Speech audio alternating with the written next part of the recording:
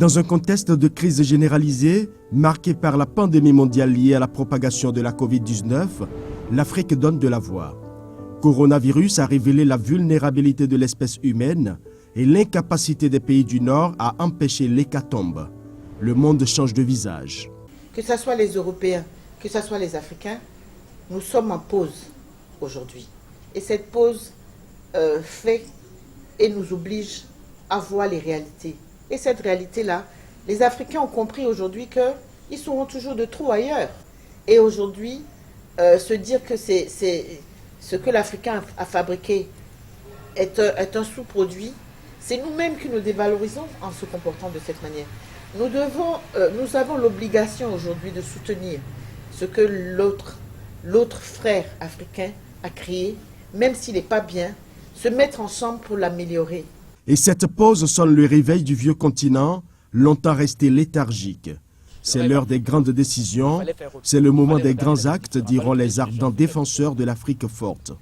L'Afrique a une chance inouïe. Regardez l'esclavage, colonisation, néocolonisation. Le sous-sol le plus riche, c'est encore l'Afrique. L'Afrique n'est pas pitoyable, l'Afrique a des richesses. C'est une question fondamentale. Si on ne reprend pas la base de se mettre ensemble, d'agir ensemble, penser ensemble, réfléchir ensemble, on ne peut pas s'en sortir. C'est pourquoi nous, les Africains d'ici d'ailleurs, on devait prendre la réponse, on devait prendre le délai, on devait se lever comme un homme pour poser la vraie question. Fatou Diom a dit quelque chose. L'Afrique n'est pas pauvre, elle a été appauvrie. L'Afrique n'a pas besoin d'argent, elle a besoin de respect. Pour Chimène Sosa, le porte-étendard de ce mouvement, il est temps de repenser le développement de l'Afrique à travers des réflexions profondes et des suggestions basées sur les réalités africaines. De l'Afrique aux Africains, à l'Afrique au sommet, le combat est le même chez tous les panafricanistes bontins. Quand vous prenez les pays les plus malheureux au monde, les plus pauvres au monde, c'est les pays francophones qui ferment la liste. Ce n'est pas les pays anglophones. Le Ghana a sa monnaie, Sidi. Le Nigeria a sa monnaie, le Naira. Est-ce que ces deux pays sont plus pauvres que le Bénin? Le Maroc était dans le franc CFA. Le Maroc a quitté. Aujourd'hui, le Maroc perd de l'argent même à certains pays africains. Voilà le génie.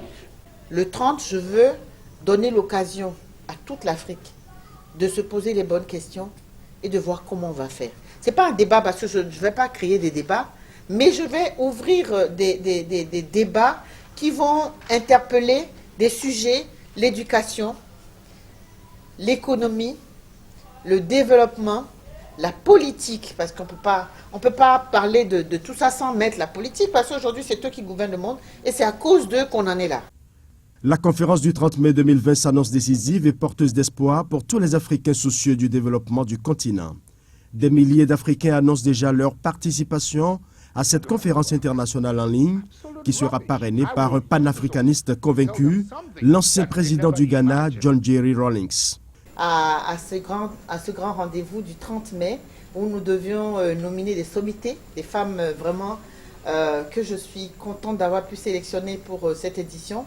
Mais malheureusement, le Covid est arrivé et aujourd'hui, on a dû reporter ce grand rendez-vous que je ne veux pas laisser passer sans réagir.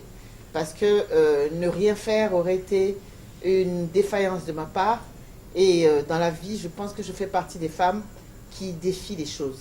Et 2030 pour moi est une date que j'aimerais marquer dans la mémoire de plusieurs femmes parce que le combat que je vais mener ce 30 mai prochain, même si le Covid est arrivé, je crois que c'est une autre opportunité que Dieu m'a donnée de mettre cet événement en ligne, que j'invite tout le monde à suivre parce que je veux inviter des penseurs, des femmes qui ont réfléchi avant moi, qui ont compris un peu plus tôt ce qu'il aurait fallu faire, mais qui n'a pas été fait parce que nos chefs d'État, parce qu'ils n'ont pas eu le temps d'avoir la parole au pouvoir, parce qu'ils n'ont pas eu le temps de militer suffisamment, ou bien parce qu'ils n'ont pas tout simplement été compris, ou bien comprises, que leurs idées n'ont pas pu avancer.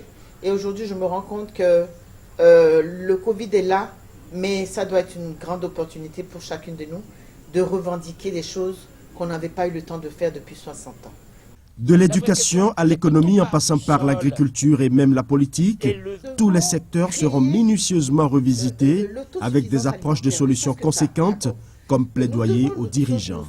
L'Afrique au sommet, c'est une Afrique qui refuse de s'apitoyer sur son sort et qui tourne le dos à la politique de la main tendue. C'est une Afrique forte qui restaure ses valeurs culturelles et identitaires.